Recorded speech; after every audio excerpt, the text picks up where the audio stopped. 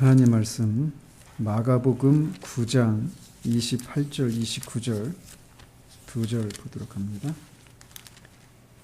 마가복음 9장 28절과 29절입니다. 같이 읽겠습니다. 집에 들어가심에 제자들이 조용히 묻자오되 우리는 어찌하여 능히 그 귀신을 쫓아내지 못하였나이까? 이르시되 기도 외에 다른 것으로는 이런 종류가 나갈 수 없느니라. 아멘.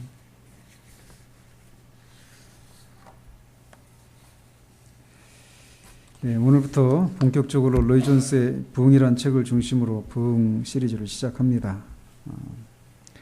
이 책은 로이 존스가 1959년에 1859년에 있었던 웨일즈 부흥 그 100주년을 기념해서 그의 교회에서 24차례에 걸쳐서 했던 설교를 엮은 책입니다.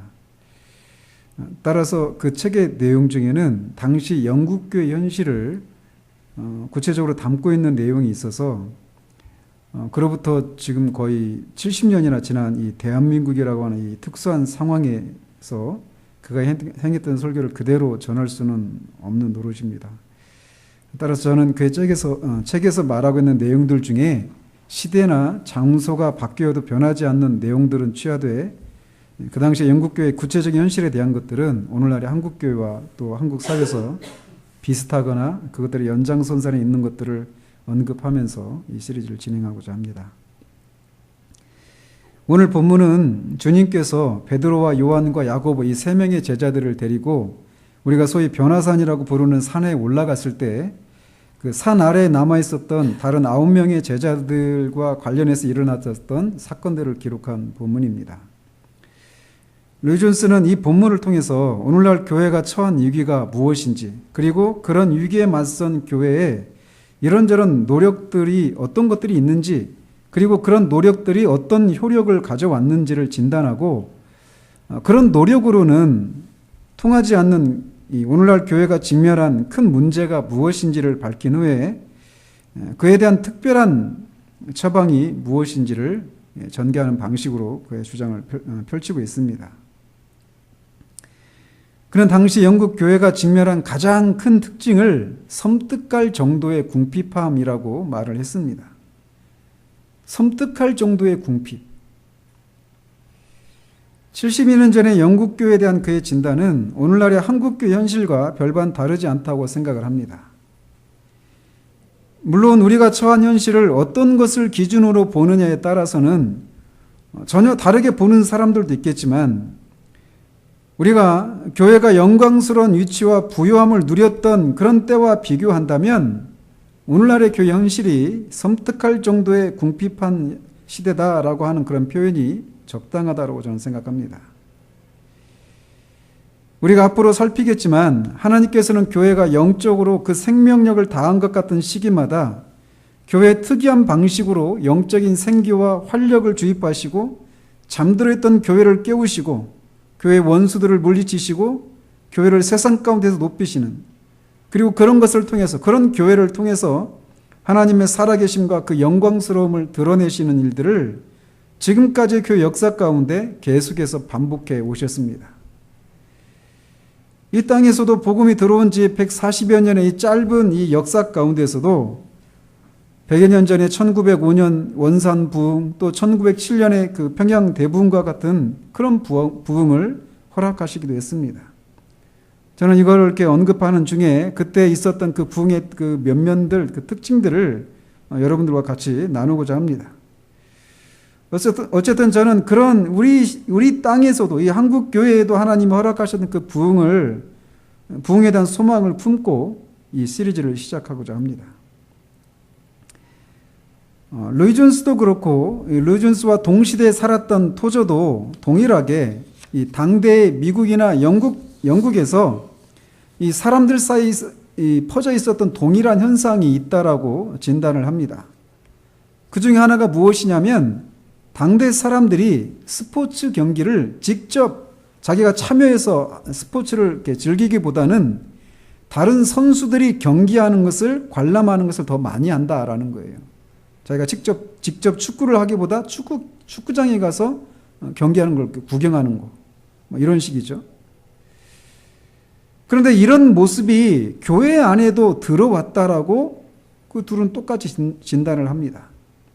즉 교회를 구성하고 있는 사람들이 자기들에게 필요로 하는 모든 것을 자기가 아니라 다른 사람이 해주기를 바라는 그런 풍습이 있다라는 거예요. 그러나 이런 모습은 고린도전서 12장에서 사도 바울이 성령의 은사를 다루고 있는 그 모습과 비교하면 잘못된 모습이라고 할 수 있습니다. 고린도전서 12장에서 사도 바울은 교회를 구성하고 있는 모든 지체들에게, 그가 정말 그리스도인이라면 하나님은 그리스도의 몸된 교회를 세우기 위해서, 그 교회를 위한 봉사를 위해서 모든 지체들에게 각종 다양한 은사를 주었다라고 얘기를 하고 있습니다. 그래서 겉으로 보기에는 교회에서 아주 작은 지체이고 중요하지 않은 지체라 하더라도 그가 가지고 있는 그 은사가 없으면 교회가 온전해지지 못하는, 그래서 모든 사람에게 모든 다양한 그 교회를 세우기 위해서 필요한 은사들을 주셨다라고 말을 한단 말이죠. 그렇기 때문에 교회를 구성하고 있는 매우 작고 자기가 생각할 때 아주 미미한 위치에 있는 사람이라 하더라도 교회 안에서는 매우 중요하고 필요하고 주가 쓰시기에 합당하게 자신을 준비해야 한다라고 말을 하고 있습니다. 따라서 우리가 살피려고 하는 이 부흥이라고 하는 주제에 대해서도 우리는 동일한 생각을 가져야 돼요. 아니, 나같이 이렇게 그다지 중요한 위치에 있지도 않고 목사도 아닌 내가 이런 부흥이라고 하는 큰 주제에 대해서 무슨 관심을 가지거나 그 부흥을 위해서 내가 무슨 일을 할 수 있을까라고 하는 그런 생각을 가져서는 안 된다라는 겁니다. 로이 존스는 우리가 개개 그리스도인들로서 오늘날의 교회와 이 세상의 상태에 대해서 지대한 관심을 기울이지 않는 한 우리는 실로 매우 불쌍한 그리스도인들이고, 만일 우리가 그저 우리 개인의 어떤 유익을 얻는 것만을 위해서 교회에 나온 사람이라면 우리는 그리스도 안에서 가장 어린 신자에 불과하다라고 말을 합니다. 반대로 우리가 성장했다면 우리가 처한 상황이나 사회 상태나 교회 상태나 전능하신 하나님의 전신갑주에 대한 관심을 가져야 한다라고 말을 합니다. 따라서 우리는 우리가 다루고자 하는 이런 이 거대 담론에 해당되는 이런 문제들에 대해서 우리 모두가 깊은 관련을 가지고 있다라고 하는 것을 인식하면서 이 문제에 접근을 해야 될 것입니다. 우리가 알다시피 이 본문에서 일어난 사건을 요약하면 이렇습니다. 말씀드린 것처럼 주님이 3명의 제자들을 데리고 산에 올라가 계신 동안에 산 아래 남아있던 제자들에게 귀신 들린 한 아이의 아버지가 자기 아들을 데리고 와서 제자들에게 고쳐달라고 요청을 합니다. 그러나 제자들은 그 아이에게서 귀신을 쫓아내는 일에 실패하고 맙니다. 그러고 있는 동안 주님이 3명의 제자들과 함께 산에서 내려오셔서 귀신을 쫓아내는 일에 실패한 제자들이 처한 상황에 대한 이 자초지정을 그 아이의 아버지로부터 들으십니다. 그리고 주님은 제자들이 실패한 일에 즉시 개입하셔서 그 아이에게서 귀신이 나가도록 하시고 귀신이 즉각적으로 쫓겨납니다. 그런 일이 있은 후에 주님은 어떤 집으로 들어가셨는데 따라 들어온 제자들이 조용히 묻기를 우리는 어찌하여 능히 그 귀신을 쫓아내지 못하였나니까? 라고 묻습니다. 그러자 주님은 기도 외에 다른 것으로는 이런 종류가 나갈 수 없다라고 대답을 하신 거예요. 어떤 사본에는 기도 외에 그 옆에 기도와 금식 외에 해서 금식을 첨가하고 있는 그런 사본도 있습니다. 로이 존스는 이 부흥이라고 하는 이 주제를 시작하는 첫 번째 본문을, 이 본문을 선택을 했는데, 그 이 본문을 선택한 것은 이 본문 속에서 나오는 이 귀신 들린 소년은 현대 세계를, 그리고 귀신을 쫓아내지 못하는 제자들의 모습 속에서는 당대의 하나님의 교회의 모습을 본다라고 생각했기 때문입니다. 그리고 그런 실패한 제자들에게 주님이 하신 말씀 속에서 오늘날 현대세계의 문제에 답을 제시하지 못하고 있는 하나님의 교회에 무엇이 가장 긴박하게 요구되는지를 이 본문이 제시하고 있다라고 생각해서 이 본문을 택한 것입니다. 먼저 우리에게 필요한 것은 우리는 어찌하여 능히 그 귀신을 쫓아내지 못하였습니까? 우리에게 무엇이 문제입니까? 라는 이 제자들의 질문에서 보이듯이 우리가 실패하고 있다라고 하는 인식을 가질 수 있어야 한다라는 거예요. 어쩌면 우리는 이런 문제의식을 가지지 못한 채 늘 해오던 것을 해오고 있고, 심지어는 우리는 모든 것이 다 잘 되어가고 있다고까지 생각할 수도 있습니다. 그러나 우리가 살피겠지만 오늘날의 교회가 과연 이 한국 사회 안에서 사람들에게 답을 제시하고 있는지, 한국 사회에 살고 있는 사람들이 오늘날의 교회를 보면서 정말 교회야말로 우리가 직면한 이 모든 난제들에 대한 답을 제시할 수 있는 유일한 소망이다라고 생각하면서 교회로 사람들이 몰려들고 있는지, 이 한 가지 질문만으로도 우리는 결코 모든 것이 잘 되어가고 있다고 생각할 수 없을 것입니다. 물론 어떤 개개의 교회에서는 그런 일이 있을 수 있습니다. 그러나 전체적인 교회의 흐름이 그러한가라는 거예요. 이런 면에서 우리는 이 본문에 나오는 제자들이 아이에게서 귀신을 쫓아내려고 무진 애를 썼지만 실패했던 것처럼 오늘날의 사람들의 모든 문제에 대한 답이라 생각하는 복음을 그들에게 제시하지만 그 복음을 듣고 그들이 하나님의 교회로 들어오게 하는 일에 실패하고 있다라고 말할 수 있어요. 주님은 이런 실패에 직면한 제자들이 던진 이 절망적인 질문에 이런 종류가 있다라고 하는 것을 알아야 한다라고 말씀하십니다. 우리는 어찌해서 이런 능력을 발휘하지 못했습니까? 우리에게 도대체 무슨 문제가 있습니까? 라고 하는 이 질문에 주님은 기도 이외에는 이런 종류가, 기도와 금식 이외에는 이런 종류가 나갈 수 없다라고 말씀하셔서 그 주님의 대답 속에서 이런 종류라고 하는, 교회가 직면한 이런 종류라고 하는 이런 문제가 있다라고 하는 것을 너희들이 알아야 한다라고 말씀하고 계시다라는 거예요. 주님은 제자들이 먼저 그들이 전에는 성공했던 종류와는 다른 종류의 상황이 있다는 것을 알아야 한다라고 말씀하십니다. 누가복음 10장에 보면 주님은 70명의 전도대를 복음을 전하고 귀신을 쫓아내도록 전도대를 파송하시는 장면이 있습니다.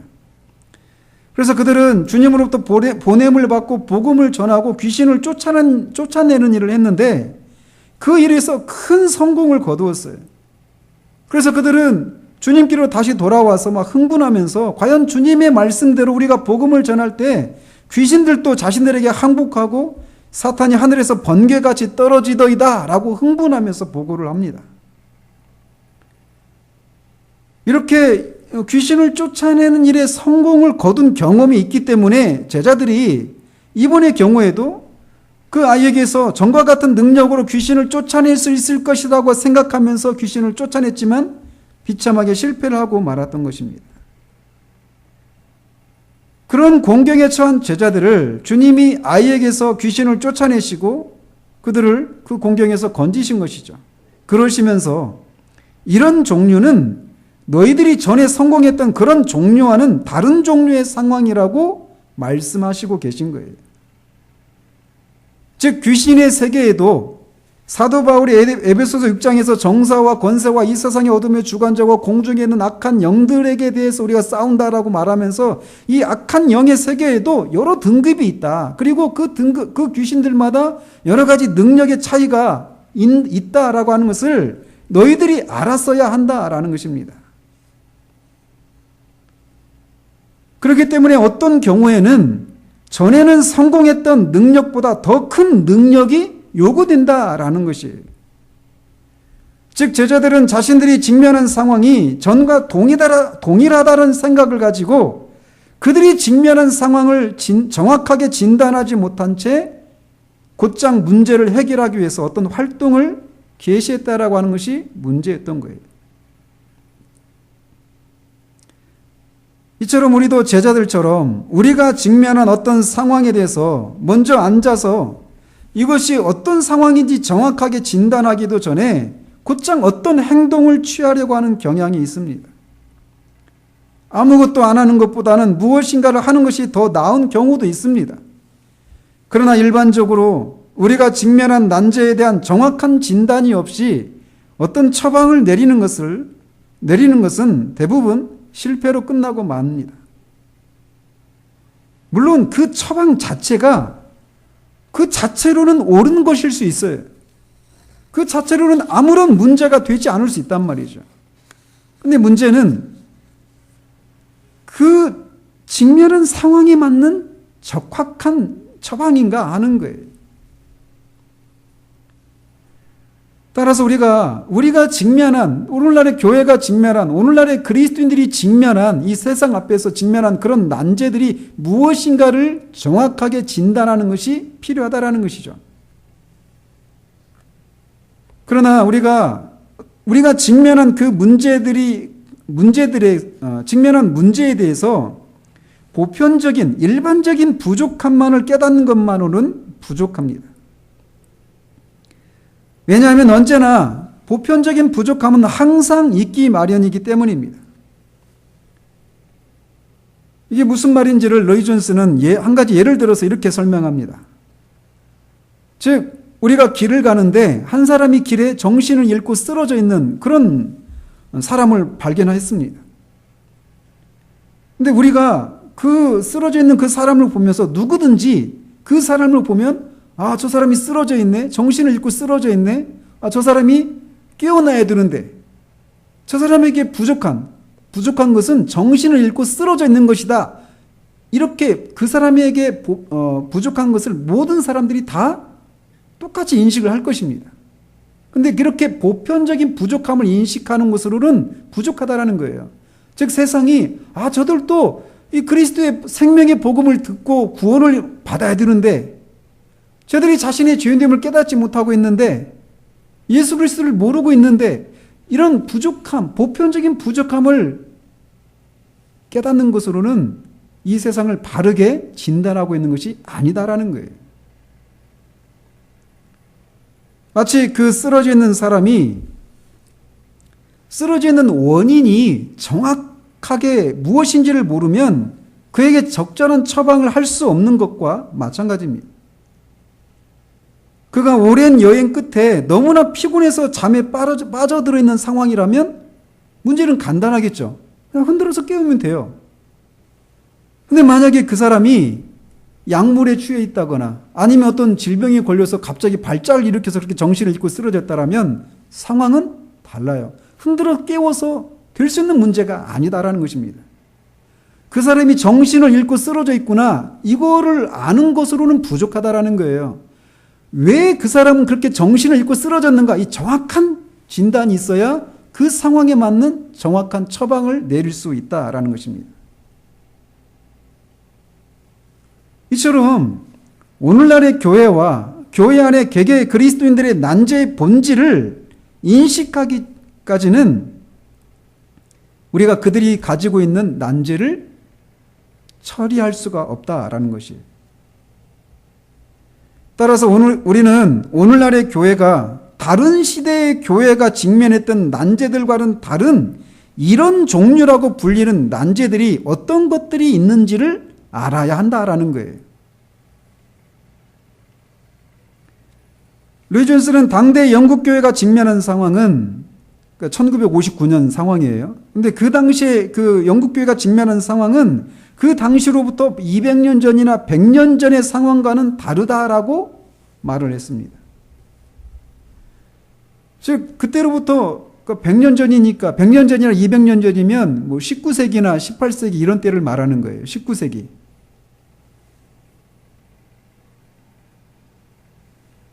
그 19세기나 이 18세기 이 교회, 그 당시의 교회는 교회가 기독교의 진리에 무관심하거나 잠들어 있는 것이 문제였지, 이 기독교 진리를 보편적으로 부인하거나 하지는 않았었다라는 거예요.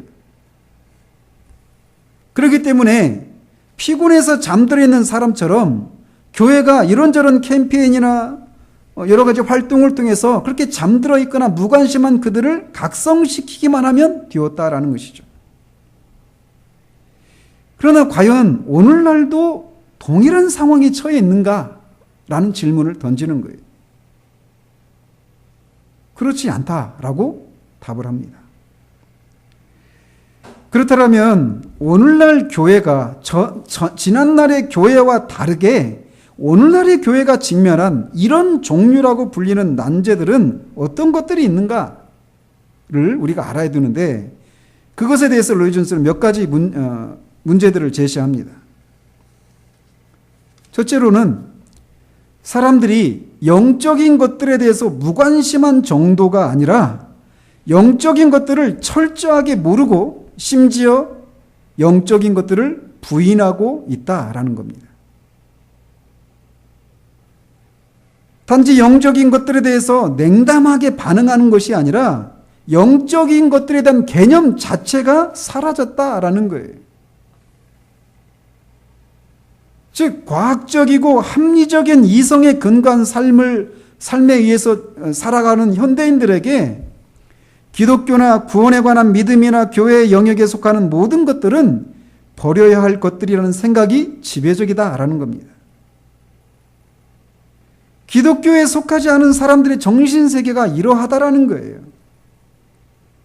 과학적인 것이 아니면, 우리 이성에 납득할 만한 그런 합리적인 것이 아니면 받아들이지 않는 이런 세계관에 사로잡혀 있다는 것입니다. 근데 그전에는 그렇지 않다라는 거예요. 그렇기 때문에 영적인 것들에 대해서 철저히 모르거나 그것을 부인하고 있는 그런 세계관을 가지고 있는 사람들에게 보이지 않는 하나님과 그에 속한 모든 영적인 것들은 허구에 불과하고 있지도 않은 하나님을 믿는 일은 어리석은 일이라는 생각을 가지고 있다라는 겁니다. 물론 우리가 성경에서도 보는 것처럼 언제나 하나님이 없다라고 말하는 그 무신론자들이 언제나 있어 왔던 것은 사실입니다. 그러나 인류의 문명사에서 이렇게 영적인 존재와 세계에 대해서, 영적인 세계에 대해서 철저하게 무시하게 되는 이런 전체적인 흐름이, 이런 사상이 18세기의 계몽주의나 또 칸트 철학 등의 영향으로 이게 세상에 들어오게 되었다라는 거예요. 이제 서구 사회는 그런 사고가 지배를 하고 있기 때문에 계몽주의나 칸트 철학 등이나 그 이후의 철학 등의 영향을 받아서 영적인 것을 부인하거나 영적인 것을 아예 거부하는 이런 합리적이고 과학적인 세계만이 진짜 세계다라고 하는 생각이 지배를 하고 있다는 거예요. 그렇기 때문에 교회는 교회 밖의 사람들의 정신 구조에 대한, 그들이 어떤 세계관에 사로잡혀 있는지에 대한 바른 이해가 있어야 한다는 겁니다. 이것에 대해서 집중적으로 문제를 제기했던 사람 중에 한 분이 프란시스 셰퍼예요. 오늘날 세계와 서구 사회가 어떻게 이런 세계관에 사로잡혔는지를 철학 사조를 가지고 문학과 음악과 영화와 이런 대중매체들을 통해서 어떻게 교회 안에까지 그런 사상이 들어왔는지를 그가 체계적으로 밝히고 있어요. 이렇게 오늘날의 교회가 직면하고 있는 이런 종류에 해당되는, 그래서 전에는 먹혔지만, 전에는 성공했지만 이제는 그런 방법으로는 더 이상 성공할 수 없는 이런 종류에 해당되는 첫 번째는 영적인 것들을, 영적인 세계를 믿지 않고 부인하는 그런 현실이 있다라는 겁니다. 더 나아가 그가 제시하고 있는 두 번째 이런 종류에 해당되는 특징은 성경의 권위가 사람들에게 더 이상 인정받지 못하고 있다라는 것입니다. 여기 수요일날 이 저녁에 여기 나와서 예배를 드리고 있는 우리는 성경의 권위를 사람들이 인정받지 않는다라고 한 이런 생각이 우리는 사로잡혀 있지 않으니까 이런 것이 남일이라고 생각할지도 몰라요. 그렇지만 바로 우리가 복음을 전해야 할 그 사람들의 생각에 성경은 더 이상 하나님이 말씀이 아니다라고 하는 생각이 자리하고 있다는 생각을 하지 못하고 전과 같은 방식으로 그들에게 접근하기 때문에 전에는 성공했지만 지금은 실패한다라는 거예요. 그가 말하고 있는 것은 바로 소위 고등비평이라고 부르는 것을 말합니다. 고등비평이라고 하는 것은 성경을 더 이상 하나님의 말씀이 아니라 다른 역사책이나 과학책이나 어떤 문학서적과 같은 책에 불과하다라고 하는 입장이에요. 그래서 우리가 어떤 역사책이나 과학책이나 어떤 문학서적 이런 것들을 볼 때 거기에 나오는 걸 우리가 다 받아들입니까? 무조건 받아들이는 것이 아니라 그게 거기서 말하고 있는 것이 진짜인가? 우리의 이성에 비추어서 그것을 판단하고 분석해서 우리의 이성에 부합하지 않는 것들은 모두 부인하면서 책을 읽는단 말이에요. 근데 그런 자세로 성경을 보는 거예요. 이건 역시 18세기 이후 서구 사회에 들어온 흐름입니다. 그 전에도 물론 성경대로 살지 않는 사람들이 늘 있었지만 그럼에도 불구하고 이런 흐름이 이 서구 사회에 들어오기 전에는 그래도 그들에게 성경은 하나님의 말씀이다라고 하는 인식이 서구 사회에 보편적으로 인식되고 있었단 말이에요. 그래서 그들이 성경을 읽으면 자신이 죄인이라는 것을 인정했습니다. 그렇다고 해서 그것이 그들을 구원을 이끈 건 아니지만 말이에요. 성경을 최소한 하나님의 말씀이다라고 하는 인식이 사회 전체적으로 통용되고 있었단 말이에요. 근데 그게 깨져버린 거예요. 이제 더 이상 성경은 영감받은 하나님의 말씀이 아닙니다. 그래서 더 이상 성경이 우리를 판단하고 정죄할 수 있는 권위가 없어요. 오히려 우리가 성경에서 우리의 이성에 받을 수 없는 내용들은 기각할 수 있는 위치에 우리가 서 있다고 생각하는 흐름이 세상에 서구 사회에 존재한다라는 것입니다. 그들의 입장에서 성경은 허구와 거짓으로 가득한 책에 불과합니다. 그래서 그들은 더 이상 성경의 권위를 인정하지 않아요. 또한 예수 그리스도에 대해서도 전과 다른 생각들이 존재하게 되었습니다. 예수 그리스도는 세상의 구원자가 아니라 위대한 혁명가요, 사랑의 화신이요, 가난하고 핍박받는 자의 친구인 위대한 사람에 불과합니다. 그의 가르침에는 동의하지만 그의 신성은 부인하는 그런 흐름이 서구 사회에 들어왔다라는 거예요. 이게 그 전에 교회가 직면한 상황과 다른 한 가지 요소라는 것입니다. 오늘날 한국 교회가 직면하고 있는 것도 이런 문제예요.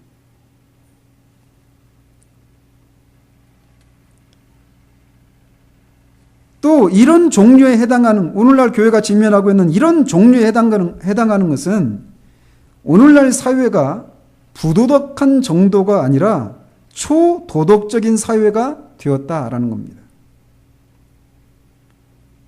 그래서 전에는 어느 정도 그 한 사회에서 금기시 되었던 것들이 둑이 완전히 무너져 버리게 되었습니다. 인간의 자유를 방해하는 것들은 더 이상 용납되지 않습니다.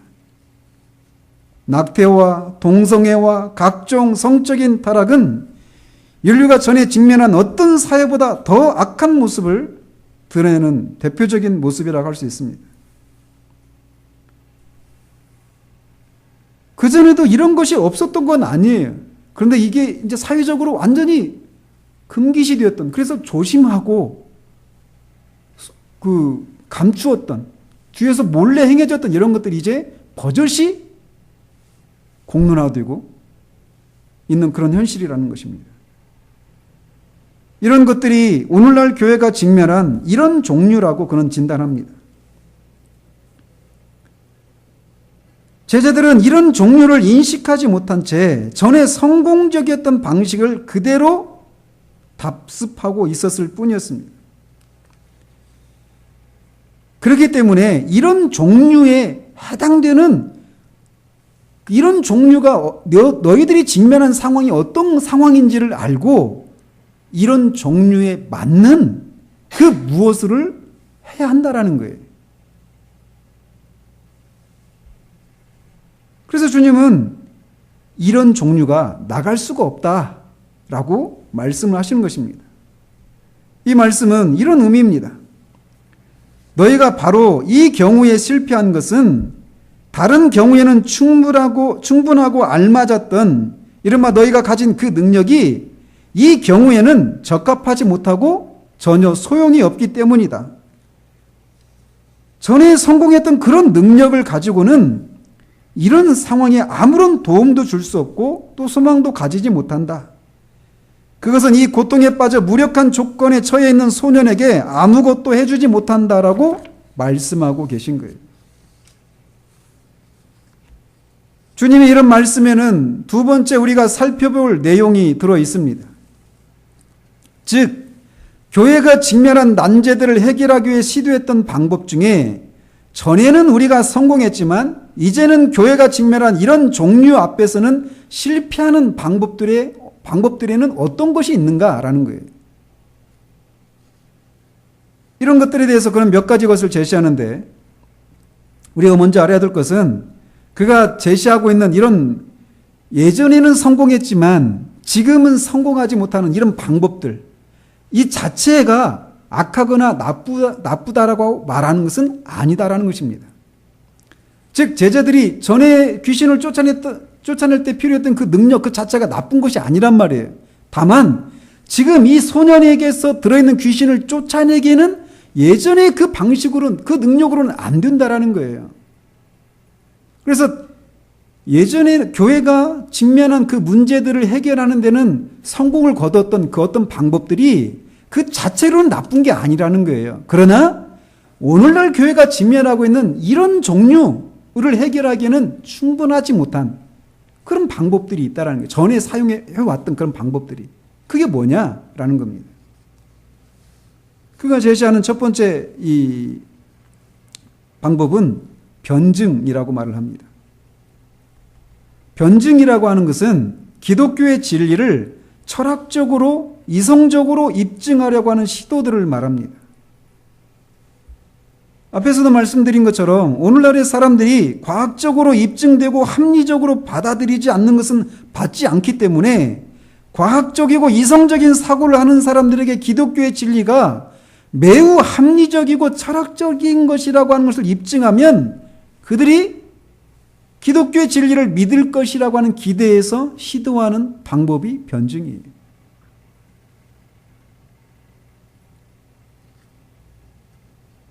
저는 오늘날 이런 시도가 우리 시대에도 있다고 저는 봐요. 공교롭게 어제 이 집사람이랑 그런 얘기를 좀 나눴었는데 어떤 신학교에서 이 교수님이 첫 시간에 딱 들어와서 칠판에다가 막 그림을 그리는 거예요. 사람 발자국을. 그러면서 얘기하는 게 이 신학교의 복음에서 철학자들의 발걸음 소리가 들려온다. 그런 얘기를 하면서 철학에 의한 신학하는 방법에 대해서 경계할 것을 얘기하는 그런 얘기가 있습니다. 오늘날 영적인 것은 보이지 않는 것들, 과학적으로 검증되지 못하는 것들, 우리의 이성으로 받아들일 수 없는 그런 것들을 신봉하고 있는 이 현대인들에게 복음을 전하기 위해서는 기독교 복음이 절대로 비합리적이고 비이성적이고 비과학적인 것이 아니다라고 하는 것을 입증해야 그들이 복음을 받아들일 것이다 라고 하는 이런 변증을 의지하는 이런 시도들이 있다라는 거예요. 특히 과학적인 근거에 의해서 기독교의 진리를 입증하려는 시도들이 오늘날 만연합니다.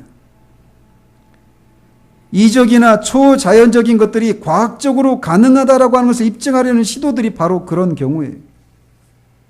그래서 우리는 종종 뛰어난 과학자가 하나님의 존재를 인정하거나 성경에 기록된 이적들이 과학적으로도 가능하다라고 하는 그런 어떤 뉘앙스만 풍기기만 하더라도 그런 사람의 말에 굉장히 의지합니다. 즉 성경이 과학을 부인하지 않는다는 것을 보여주고 싶어 하는 거예요. 그런 생각의 이면에는 뭐가 있냐면 과학이 더 큰 권위를 갖고 있는 거예요.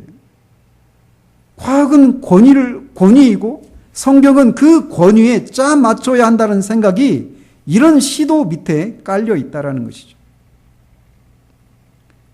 또 고고학에 의존하는 그런 경우도 있습니다.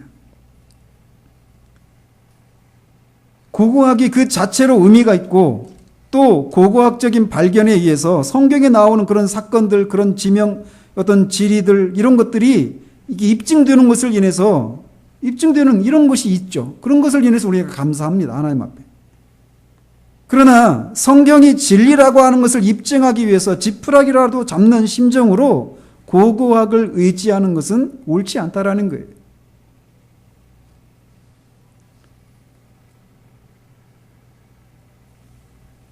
뭐 홍수 사건이랄지 뭐 노아의 방주랄지 이런 것들을 과학적으로 뭐 입증하려고 하는 그런 시도들이 있잖아요. 그죠? 또는 성경에 나오는 어려운 단어들 때문에 사람들이 성경을 읽지 않고 그로 인해서 기독교의 진리를 접하지 못한다는 생각에 성경을 현대인의 언어와 용어를 사용해서 번역해야 한다는 생각도 이런 경우에 해당된다고 할 수 있습니다. 또 다른 경우는 인터넷이나 TV와 같은 방송 매체를 통해서 복음을 전하는 것들에 의지하는 것들이에요.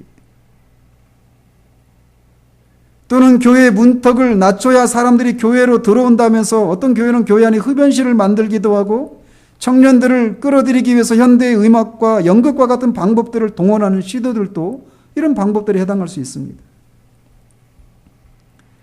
물론 이런 것들이 어떤 개인에게는 효과를 발휘해서 어떤 사람들은 이런 수단들을 통해서 기독교회로 들어오기도 하고 참된 회심에 이르는 경우도 있습니다.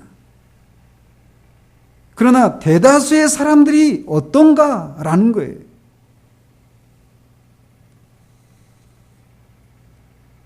주일이면 교회 안에 있는 사람들보다 밖에 있는 사람들이 훨씬 많잖아요. 멀리 갈 것도 없이 우리 교회도 그렇잖아요.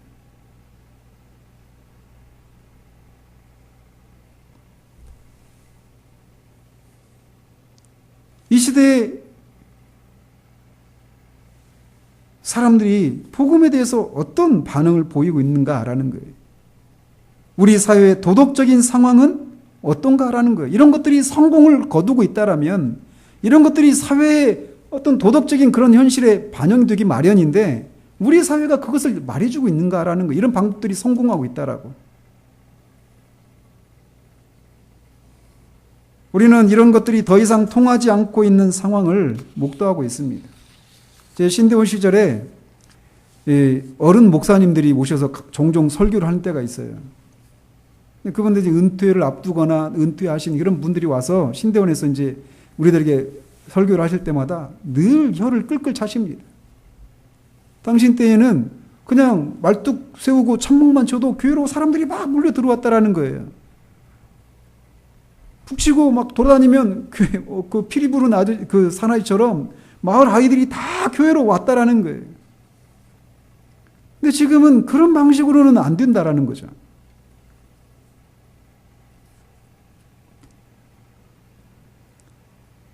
이렇게 주님은 이런 유가 예전에는 성공했지만 이런 유 앞에서는 성공을 가지지 못하는 이런 것들이 있다라는 것을 여기에서 우리에게 유추해주고 계시다라는 겁니다.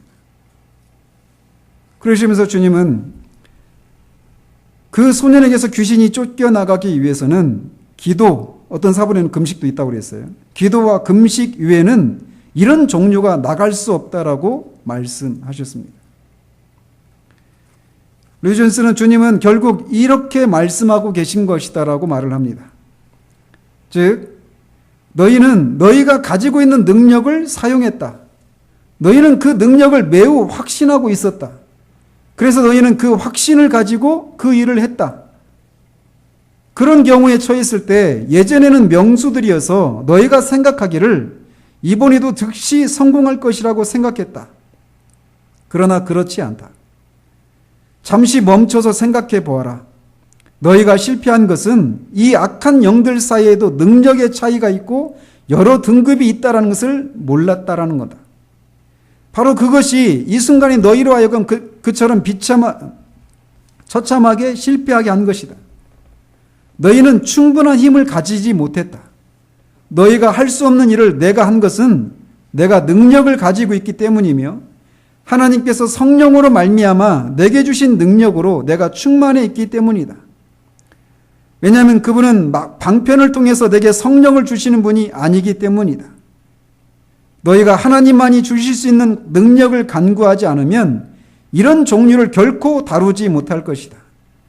너희는 너희의 부족과 불능과 무능함을 인식해야 한다. 너희는 너희 방식으로는 제거하거나 처리하기가 너무 깊은 문제에 너희가 봉착해 있음을 인식해야 한다. 너희는 그 악한 세력을 제압하고 파괴시킬 것을 필요로 한다. 그것을 해낼 수 있는 것은 오직 하나밖에 없다.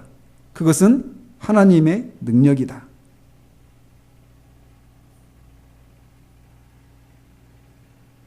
우리도 이 점을 깨달아야 합니다. 우리가 절망적인 심령이 되기까지 하나님의 능력이 아니면 오늘날 교회가 직면한 이런 종류의 문제를 해결할 수 없다는 사실들을 느껴야 한다라는 거예요. 우리가 이런 권위나 이런 힘이나 능력과 권세를 가지지 못하면 우리는 제자들의 실패를 반복할 수밖에 없습니다.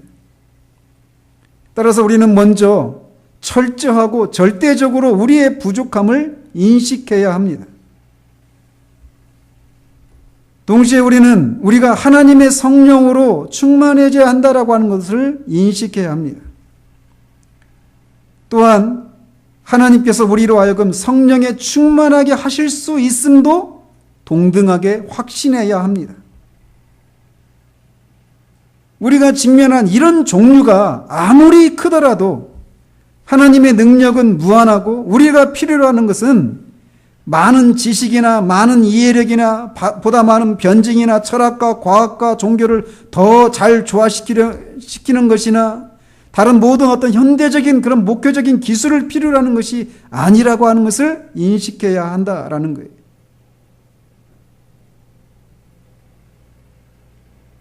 루이존스는 우리가 필요로 하는 것은 사람들의 영혼에 침투해서 그 영혼을 깨뜨리고 낮추고 새롭게 만드는 살아계신 하나님의 능력이라고 말을 합니다.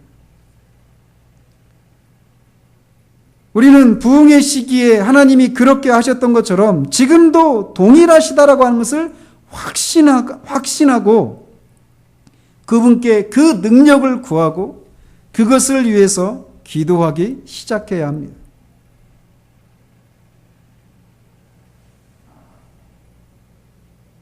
이런 종류가 나가기 위해서는 기도가, 어떤 사본에는 금식이 필요합니다.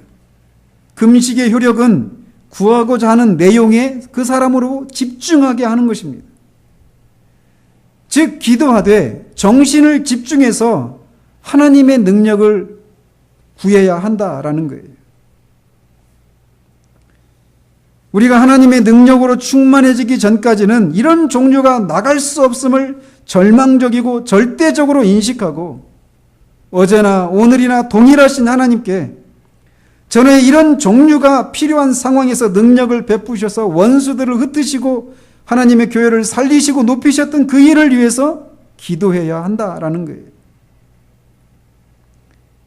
우리의 모든 노력과 수고가 아무런 소용이 없고 기도의 절대적인 필요성을 인식하면서 오직 하나님의 능력을 구하기까지 우리는 부흥과 관계가 없을 것이라고 류존스는 말해요.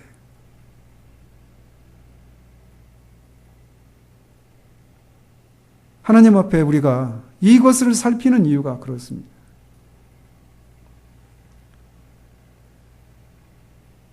우리에게는 살아계신 하나님의 능력이 필요합니다. 정말 그래서 선포되어지는 복음 앞에 깨뜨려지지 않는 영혼들이 깨뜨려지고 하나님의 권위를 인정하지 않는 자들이 하나님의 권위를 인정하고 그 앞에 엎드리는 일들이 있어야 합니다. 우리가 바로 이제 이 하나님의 능력이 우리 교회 위에 또 이 시대의 교회 위에 임하기를 위해서 기도하기를 여러분에게 초청을 드립니다. 기도하겠습니다.